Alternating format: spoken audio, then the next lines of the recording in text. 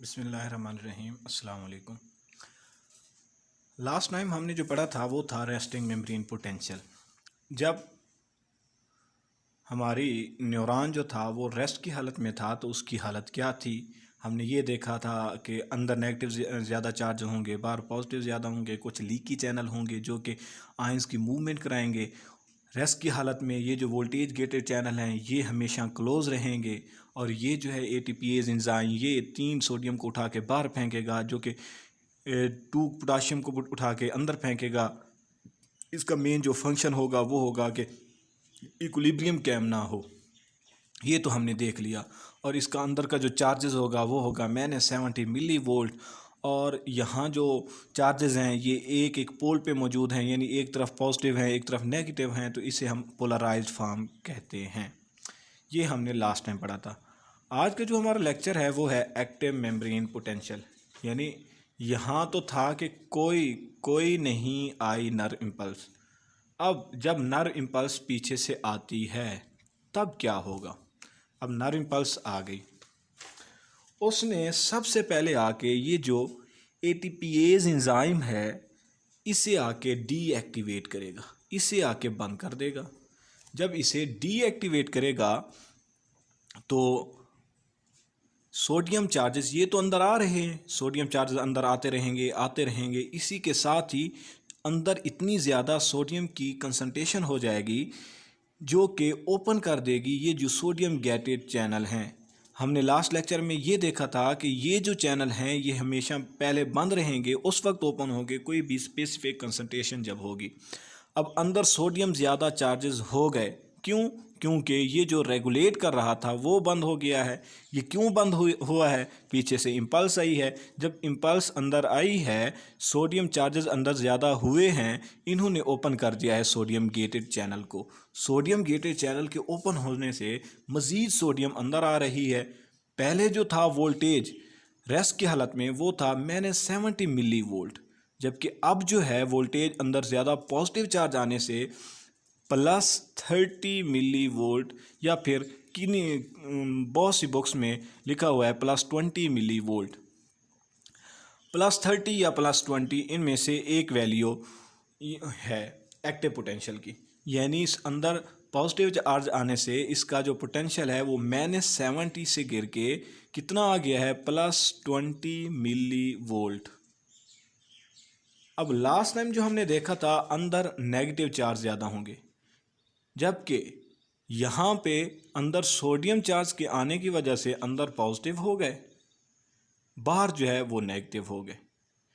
अब ये जो है चार्ज की हालत तब्दील हो गई, यानी पहले जो था वो पोलराइज्ड फॉर्म में था, अब उस पोलराइज्ड फॉर्म को आके डिस्टर्ब किया है किसने? सोडियम चार्जेस ने, पॉजिटिव चार्जेस ने। तो इस हालत को हम कहते हैं डीपोलराइज्ड फॉर्म। ये जो हालत है जहाँ अंदर पॉजिटिव हैं बाहर नेगेटिव हैं, इस हालत को हम डीपोलराइज्ड फॉर्म कहते हैं। +30 या +20 पे ये जो मेजर किया गया वो था एक्शन पोटेंशियल। अब जो है ये वाले चार्जेस हम जानते हैं कि इसमें के अंदर करंट जनरेट हो गया। अब ये जो चार्जेस हैं हमेशा हम जानते हैं कि करंट में पॉजिटिव से नेगेटिव की तरफ मूव करते हैं, और पॉजिटिव ये अंदर वाले पॉजिटिव से नेगेटिव की तरफ मूव करेंगे, बाहर वाले पॉजिटिव से नेगेटिव की तरफ मूव करेंगे। ये मैंने क्यों सेपरेट किया है? ये मैंने ये शो करवाने के लिए किया है कि ये जो है ये एक समझ लें कि एक्सॉन है। एक्सॉन का पहले हिस्से में ये तब्दीली आई है, जबकि आगे जो हिस्सा है वो अपनी नॉर्मल हालत में ही है।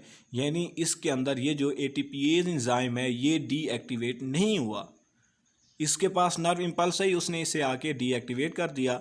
यहाँ जो है ये अपना फंक्शन परफॉर्म कर रहे हैं, ये 2 पोटाशियम अंदर लेके आ रहे हैं, 3 सोडियम अंदर लेके आ रहे हैं, इनके अंदर कोई तब्दीली नहीं हुई।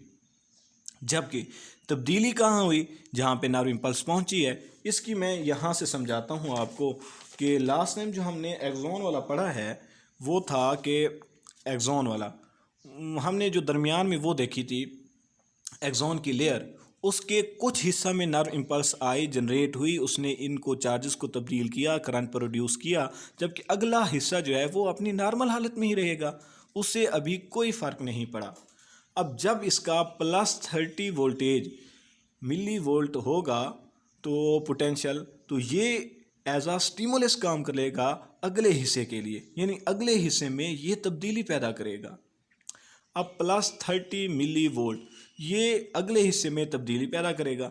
जब अगले हिस्से में तब्दीली पैदा करेगा तो इसके अंदर वाले चार्जेस, यानी जब तब्दीली पैदा करेगा तो फर्स्ट ऑफ ऑल आके तो ये पंप आके बंद हो जाना है, ये पंप, और ये वाला जो पंप है ये दोबारा एक्टिव होना शुरू हो जाएगा, यानी एक्टिव हो जाएगा। और ये बात याद रखिएगा कि +30 मिली वोल्ट पे जब पोटेंशियल पहुंचता है तो ये जो सोडियम गेटेड चैनल हैं ये भी बंद हो जाते हैं। -70 मिली वोल्ट से ये पहुंचा +20 मिली वोल्ट तक। जब +20 मिली वोल्ट पे इसका पोटेंशियल पहुंचा, ये पहुंचा कैसे? अंदर सोडियम आयन के आने से, ज़्यादा पॉजिटिव चार्ज के आने से। इनके ज़्यादा आने से अंदर कितना हुआ? +20। जब +20 पहुंचा तो ये सोडियम चैनल जो हैं ये बंद हो जाएंगे। इन्होंने आगे इम्पल्स जनरेट या ट्रांसमिट कर दी है, अब ये बंद हो जाएंगे। अब इन्होंने अपनी नॉर्मल हालत में आना स्टार्ट करना है।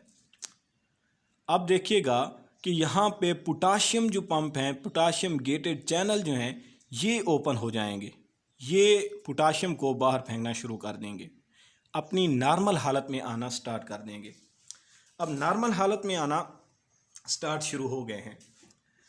अब जो है ये वाली हिस्सा ये अब नॉर्मल होना शुरू हो जाएगा, यानी इसकी हालत अब क्या बनना शुरू हो जाएगी, यानी ये नेगेटिव नेगेटिव अंदर नेगेटिव बनना शुरू हो जाएंगे, negative negative negative negative negative negative, और बाहर वाले क्या? पॉजिटिव पॉजिटिव पॉजिटिव पॉजिटिव, यानी ये वाले बाहर वाला हिस्सा जो है ये पॉजिटिव, अंदर वाला नेगेटिव बनना स्टार्ट हो जाएगा।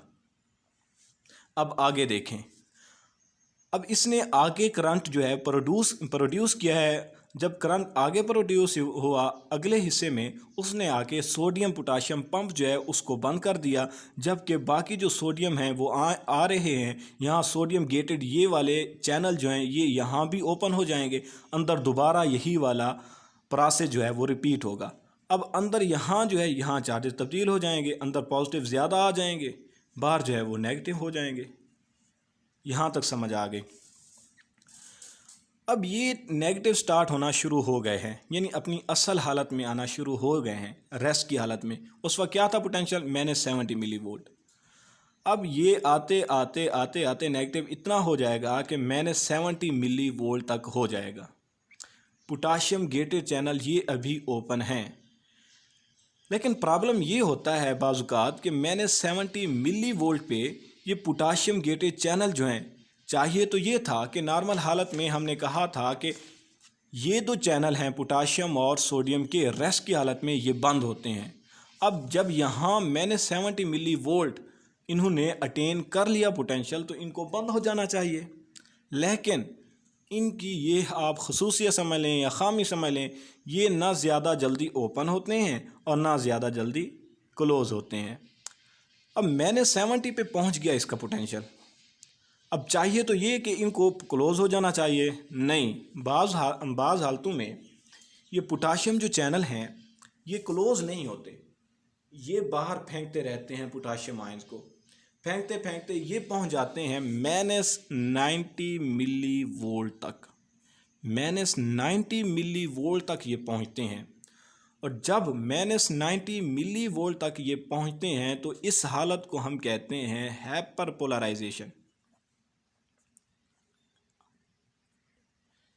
इस हालत को क्या कहते हैं? Hyperpolarisation. जब -70 मिली वोल्ट पे ये पहुंचता है, 90 मिली वोल्ट पे पहुंचता है। अब -90 मिली वोल्ट से ये दोबारा कहाँ तक आएगा? अपनी नॉर्मल हालत में। उस वक्त ये पोटाशियम जो हैं चैनल हैं ये बंद हो जाएंगे। अब ये आ जाएगा दोबारा अपनी असल हालत में, जो कि है -70 मिली वोल्ट।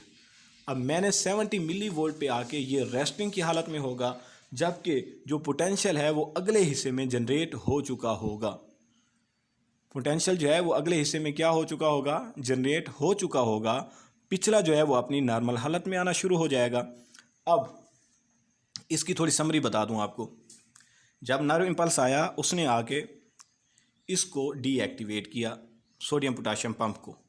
डीएक्टिवेट होने से सोडियम आयन अंदर ज़्यादा आना शुरू हो गए। जब ज़्यादा आना शुरू हो गए, अंदर कंसनट्रेशन थोड़ी बढ़ी, तो ये सोडियम चैनल ओपन हो गए। सोडियम गेटेड चैनल जब ओपन हुए तो अंदर इतनी ज़्यादा कंसनट्रेशन पॉजिटिव की हो गई कि ये बन गया +30 या +20 मिलीवोल्ट एक्शन पोटेंशियल। यही action potential nerve impulse generate करेगा अपने अगले हिस्से में। जब ये अगले हिस्से में नर्व इम्पल्स जनरेट करेगा तो इसके जो चार्जेस थे पॉजिटिव, वो अब नॉर्मल हालत में आना शुरू हो जाएंगे। अब ये जब नॉर्मल हालत में आना शुरू हो जाएंगे तो इसको हालत को कहते हैं, यानी दोबारा पोलराइज हालत में आना शुरू हो गए हैं, तो इस हालत को कहते हैं रीपोलराइजेशन। रीपोलराइजेशन। अब ये क्या होगा, ये पहले पोलराइज था, अब जब इसकी हालत तब्दील होना शुरू हो जाएगी, ये दोबारा हो जाएगा डीपोलराइज्ड। यहाँ तक कि जब +20 मिलीवोल्ट अटेन हो जाएगा, ये नर्व इम्पल्स अगले हिस्से में जनरेट करेगा, तो यहाँ पे सोडियम पंप जो हैं ये क्लोज हो जाएंगे, पोटाशियम पंप ओपन हो जाएंगे दोबारा नॉर्मल हालत में लाने के लिए। जब दोबारा नॉर्मल हालत में लाने के लिए ये बाज़ औक़ात ऐसा होता है कि नॉर्मल हालत तो मैंने 70 मिलीवोल्ट है, लेकिन ये जो है ये पोटाशियम चैनल क्लोज नहीं होते, ये जा पहुँचते हैं -90 मिलीवोल्ट तक, यानी अंदर इतना ज़्यादा नेगेटिव चार्ज पैदा हो जाता है। और इस हालत को, जिस हालत में -90 मिलीवोल्ट पैदा होता है, इस हालत को हम कहते हैं हाइपरपोलराइजेशन। हाइपरपोलराइजेशन पे जाके पोटाशियम ये बंद हो जाते हैं, अब दोबारा नॉर्मलाइज होना शुरू हो जाती है। जब नॉर्मलाइज होती है तो वो हो जाती है -70 मिलीवोल्ट। ये वाला हिस्सा यहाँ तक कंप्लीट हुआ। अब जो है नर्व इम्पल्स आगे पैदा हो गई है।